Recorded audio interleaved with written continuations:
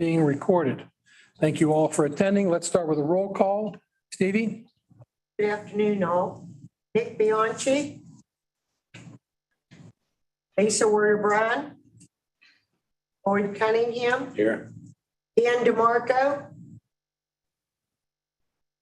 Patricia DeMarco. Present. Tina Doucet. Here. Miriam Ford Graver.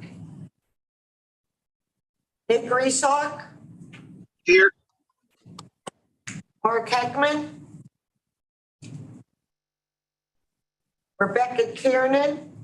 Here. Ken Lasada. Here. Ruthie Ann Omer. Here. Will Pickering. Ellen Ramage. Here. Tim Rogers. Present? Kathy Sapp. Present. Danielle Ventresca. It's 10 members. 11. Thank you. We have a quorum. Action items, approval of the minutes of May 2022. Your pleasure. Motion to approve as presented. Second. Motion and a second. Question on the motion. Being called, all in favor, give your consent by saying aye. Aye. Aye. Aye. Opposed? Ayes having it, so ordered. Communications update. Joe Valerian. Joey? Thank you, Mr. Chairman. Just want to give the committee a quick update on two pieces of information. One's good news. We're going to hopefully have a cover story in one of July's issues of the Business Times. Very extensive article about the tunnels and plan expansion. So very excited about that. I'm looking forward to getting that out there to a different audience. Secondly, just some general outreach. We've started up going out and speaking, talking about the clean water plan, some general ALCOSAN knowledge for those who don't have it, and then spending obviously more time on the tunnels and plan expansion. So far, we've done 2 north side agencies. We've done like Pittsburgh. We've got 2 coming up right after the 4th holiday.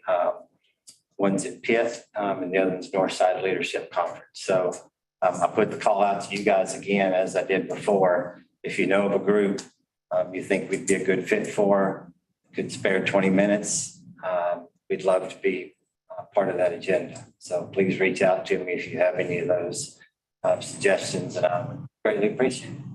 Any questions, be happy to answer. Thank you, Joe. Next item is regionalization update. Janae?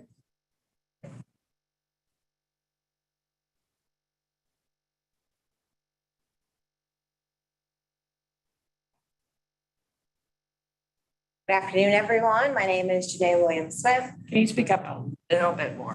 I'm with eHoldings. I'm part of the AECOM team working on the regionalization program. So thank you for having us here today. I'm going to provide you a brief update on the progress of the regionalization program. As many of you know from previous updates, we've gone through a second draft of the transfer agreement. At this time, all municipalities should have received the one on the right, your right, my left, which is version 2. That includes the changes that were negotiated during those solicitor discussions. Each municipality should have received that either specific to their POC or to the groupings of municipalities that they co-own a POC with. If anyone in your basins hasn't received that or is looking for it, we are still producing additional copies. During the pandemic, people may have displaced it, passed it on, or change of leadership. And so we're happy to provide those documents because they're critical in order to be able to execute your transfer agreements. So one really important part of being able to transfer the sewers is addressing the immediate and critical repairs that were identified during the CCTV work. As you can see from this map, I'm going to kind of walk you through the legend that's not there. Where you see green lines, that indicates that the municipality has provided the repair data and we've accepted it for those lines. So you can see that there's a significant amount of green on this map. So municipalities are actively engaged and completing their repairs. They're submitting their documentation, we're reviewing it and accepting it according to ALCOSAN standards. Where you see the kind of yellow or red in some cases, and maybe just a little bit of purple, those are situations where they're actively working on it. So it's in construction now, or it hasn't started, but they've identified funding. So from looking at the map, it's very clear to see that a lot of folks have started the effort, including a significant portion of lines for PWSA, and are actively submitting us the information that we need in order to make a recommendation to ALCOSAN to approve or accept the sewers, at least relative to the condition they're in. So once folks are complete with their repairs, kind of talking about what's next, what stage they're in, I'm going to walk you through how several municipalities have completed their repairs, and they're in kind of the orange phase where they are gathering their documentation as part of their transfer agreement, and they're completing their resolutions and their schedules. And then we'll talk through the orange phase. There are some municipalities that have even completed that task. And so ALCOSAN is kind of undergoing its due diligence to look at the information that's been provided and start looking at DEP permit applications. And then later on in the presentation, I'll quickly talk about the green and the two blues because we haven't quite reached those phases yet, but I think it's important to talk about what's next. So far, 19 municipalities have passed their resolutions. So we provided a sample resolution in every binder. Municipality could choose to use the draft provided or to create their own based on their charter. But the idea was that this indicates two things. One, that the manager has the authority to enter and to engage into this transfer agreement on behalf of the municipality or the agency. And two, it indicates to us, even if they haven't submitted to us all of their repair data or they're still working through their other schedules, that they are highly interested in moving forward in the process. And Julia, the manager of regionalization, has accepted this as a green light for us to start exploring their DEP permit applications. So we have those 19 listed there, and I'm pretty sure I have another email from another one that just came in last night. So folks are meeting with their boards, having these conversations and choosing to use this as an indicator of their willingness to move forward. So in terms of municipalities who've provided us the complete binders, so when I talked earlier on, there's the resolution, and I won't get kind of in the weeds on this, but there's also additional documentation that we need in order to move forward. We've received that from, let's see, I have 2, 4, 5, 6, 7, 8, 9, 10, 11 POCs representing these municipalities. Some have more than one POC and some own the POC wholly. So once we execute the transfer agreement for their POC, that will include the entire trunk line. So those are some small wins. Once we receive the signature pages and the resolution and some of the schedules, we are investigating whether we can find their permit application through DEP or if they have it and they can provide it such that we can transfer. Something critical in order to be able to recommend fully for ALCOSAN to sign on to the transfer agreement is that we need to make sure that the trunk sewers can be permitted by the regulatory agency. And so there's a few ways to do that. Some people have been able to find their permits and we're doing transfer applications. Sometimes we've gone into DEP and done the records research and we're successful.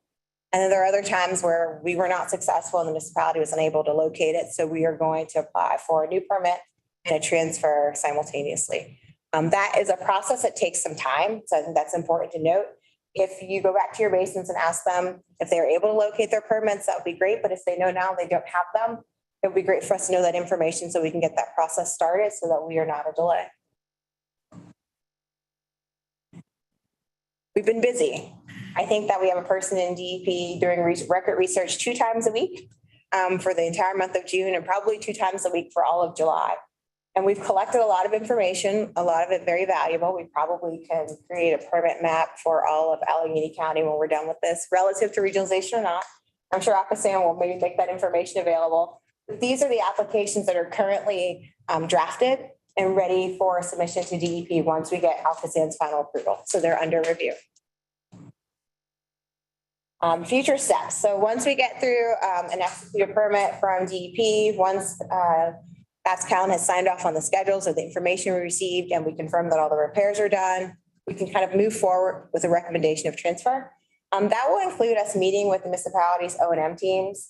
Part of this exercise is to make sure that ALCOSAN understands kind of the ongoing O&M concerns that you have relative to your trunk sewers. And that hasn't been a big part of the conversation to date, other than us understanding the repairs that were needed. But there are other nuances to operating our sewers that are going to be important so that ALCOSAN can maintain a quality level of service. Next stage in the blue is where we talk about executing the transfer agreements. We are going to find some sort of ceremonial ink pen to provide for the signature of birthing this elephant. But essentially, what is important in municipalities need to understand is before Arletta signs the transfer agreements, you will receive a pre-closing version. So that means we've taken everything that you've given us, we've put it together where it belongs, and we're presenting it back to you. So that it's not as though I sent my signature pages 6 months ago, they did all their paperwork, and then I get back a signed copy. So you'll get an opportunity to see it before it's fully executed and to make any corrections, changes, or to sign off on it that you're in agreement with what's provided. Thereafter, we will kind of pass it on to Arletta for signature, and then the real fun begins. ALCOSAN will assume ownership, and that will trigger several things in terms of transferring of O&M records, easements, planning, and implementing future projects. And we hope that we will be in a position, we get to the next slide, at some point this year to transfer probably about 3 or 4 POCs at a minimum, based on those who we were able to find the permit applications, and our hope that that DEP process goes quickly and smoothly.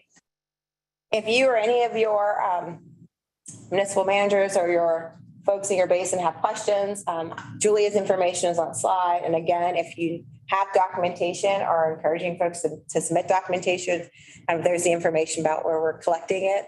And if you have any questions, please reach out to us at your convenience. Thank you, Janae. Any questions? Could you put that back up for a minute? Sure. Don't write that fast.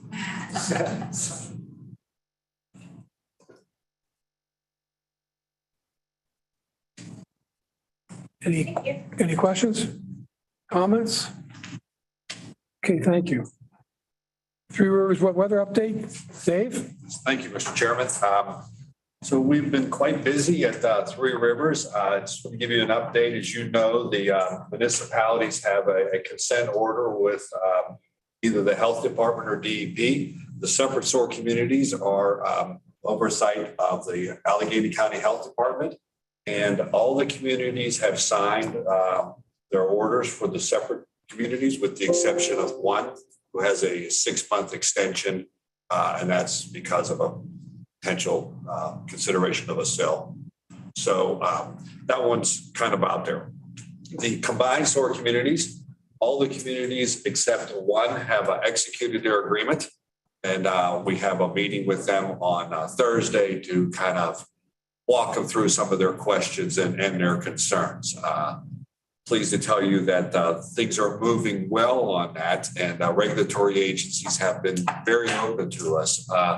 One of the things that Three Rivers was able to approach the regulatory agencies about was there was a 6-month period called a due diligence period from the time you received your information, executed agreement, until you could dispute anything that was in the original order.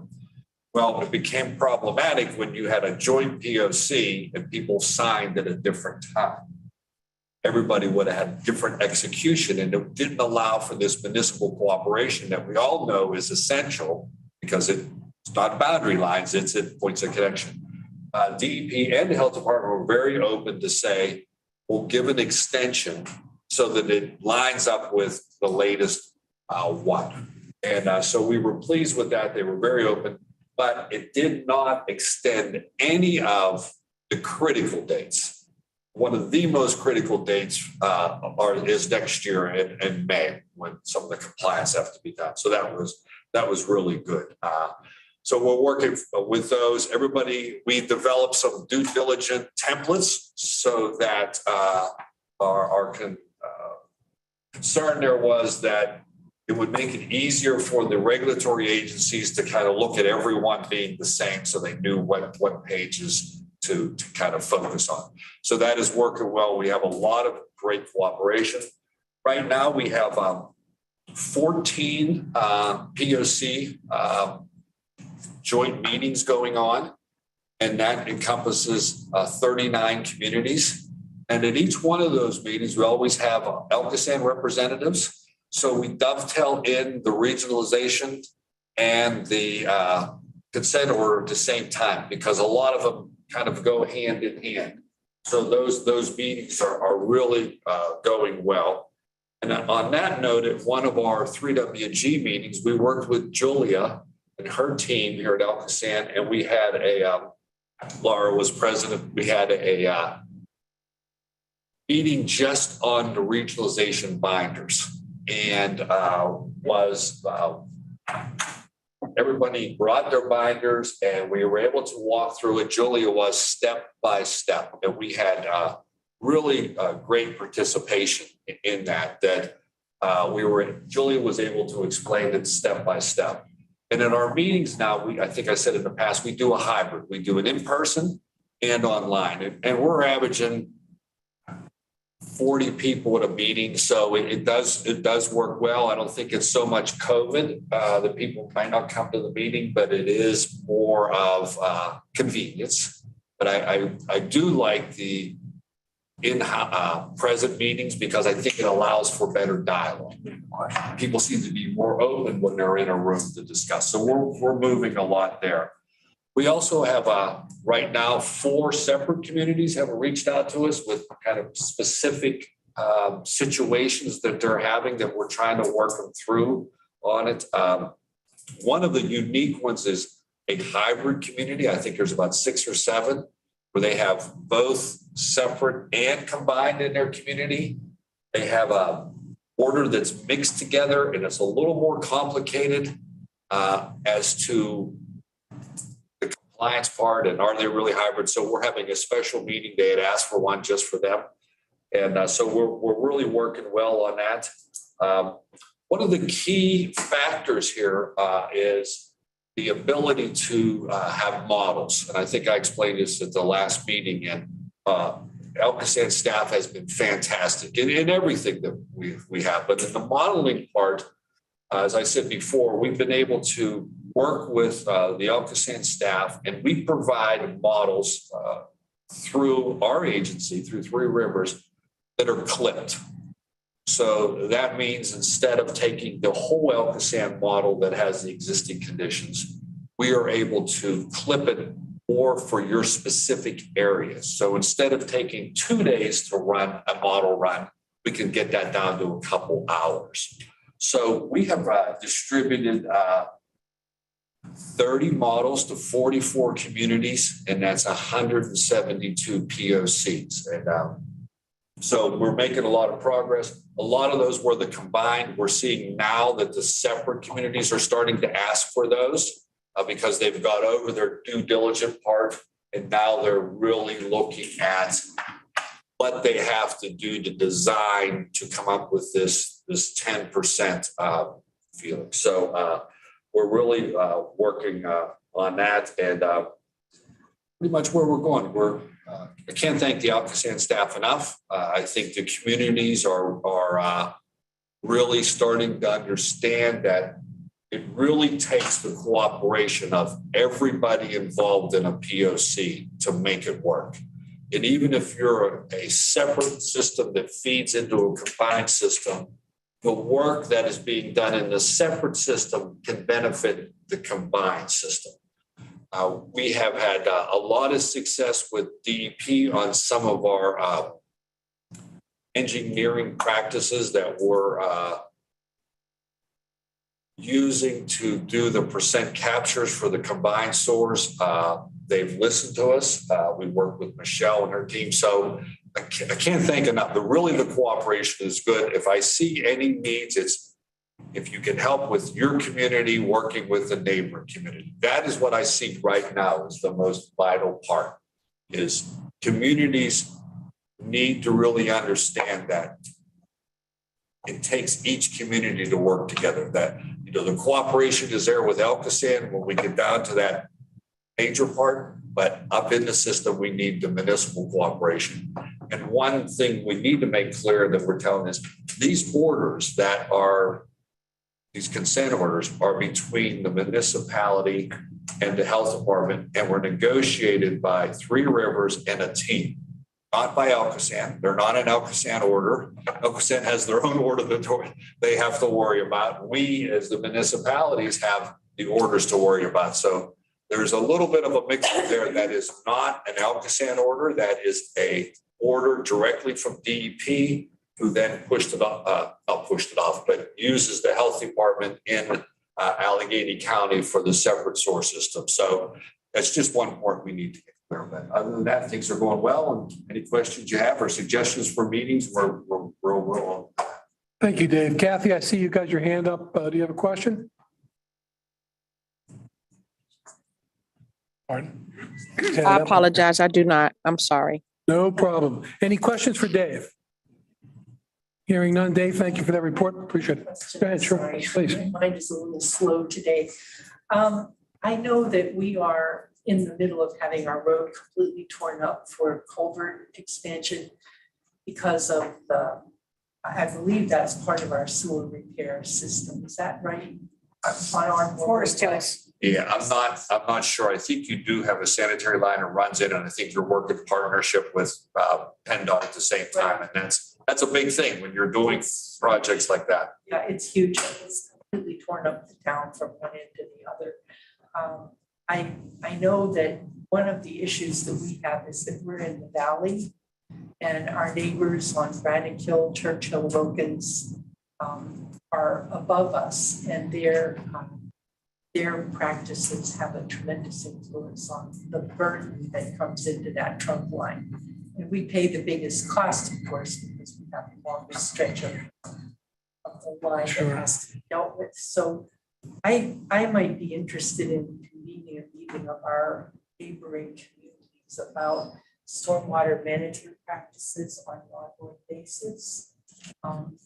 We have a brochure that we give out to our citizens, at the library, and we write about it in our trees times on a regular basis. But I think unless our neighbors are also practicing stormwater abatement, it's just going to continue to get worse. One of the issues that we have is preserving the mature tree canopy as a way of retarding water flow. And we have run smack into DOT on that. There are large trees along the edge of our park that they say are making incursions into the highway, and they want to take them down. And we are arguing about retaining those trees, some of which are not ancient, but they're good sized trees. And if we keep taking the trees down so that they don't have impediments to the traffic flow, which are completely spurious in my opinion, like how long does it take to clear a tree from the highway? It's no big deal. I really find that our policies of keeping education for stormwater management is in conflict with policies of the DOT to keep traffic moving as fast as possible. I don't know if there's anything we can do to help leverage that with the DOT in terms of policy of retaining trees, because they do help with stormwater management. They've taken down just cleared whole hillsides. Is it PennDOT? PennDOT. So one of the practices that PennDOT has is they call it daylighting the road. They want the sun to hit the roadbed, particularly in the wintertime. So you can trim trees and they look ugly as hell because it's a straight vertical cut, but you can keep the tree there by doing that. We've encouraged them to do that on our way. We've been doing that. Duquesne Light is another big, Every tree becomes a part. Yeah. I'm just wondering if there's a way that we can have some sort of a policy that considers the value of mature trees in, helping to retain stormwater runoff, because it makes a big difference. I've noticed it in the storms that we've had since they cleared everything off. We've got a lot of water around the area. And it's a landslide issue as well. One thing we were able to work out with Duquesne Light was we have a 400K line that comes through the township, right through the heart of a park. And they wanted to clear cut everything. And they came back with, we reached an agreement where they would replant some vegetation that would stay lower.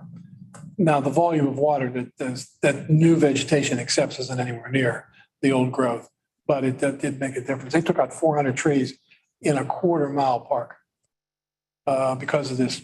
And I get it because they kept losing the 400 kV application to Lawrenceville, which was a big line for a major corporation there. But we were able to negotiate some green space below. Yeah, it's in that new park we just built, the Fawcett Fields, Eagle Canyon Trail. They took out, while we were building it, literally took out 400 old growth. For all of them. You know, there are days, times when we have to make those kinds of trade-offs, but they should be made deliberately and not just, oh, we want to daylight our road bed, which makes it more uncomfortable for pedestrians. Yeah, it does. And, you know, I find that the total disregard of the associated issues to just expedite travel, I mean, it's maddening. I don't know whether this culvert upgrade that is going on in the 5 Mile Run that crosses our road 6 different times. It's really wreaking havoc on that highway. We've had 2 fatalities because of the construction. One was a construction worker hit by a vacuum pump dump truck just last week. So. Anything else? Have your state rep engage PennDOT. That's if it's worth, yeah. I go to their regional meetings every quarter and raise cane. Okay. I think we're making some progress. We adopted a complete streets policy, so we are going to be able to get them to lower the speed limit for the duration of Forest Hills to 35 miles an hour. They said, good luck enforcing it, but we'll give you the signs and we'll approve it. So we're going to have enforcement issues on our hands. Update on board of directors engagement. Marletta? Mr. Chairman, right now, we're working through a process with the chairperson to put you and the board together on a quarterly basis. We'll see how that works out. But in addition to that, to have a board member at each of your monthly meetings. It won't necessarily be the same member. That's where we are right now. Hopefully that will help. Thank you for that effort. Great. Questions? Comments? Hearing none. We'll move on to discussion of the advisory committee's role in advising ALCOSAN board of directors. That was it? Okay, so that will continue with that practice. They'll promote that. Updates from the municipalities. Any updates? Pretty much gave ours. That was a good update. Thank you.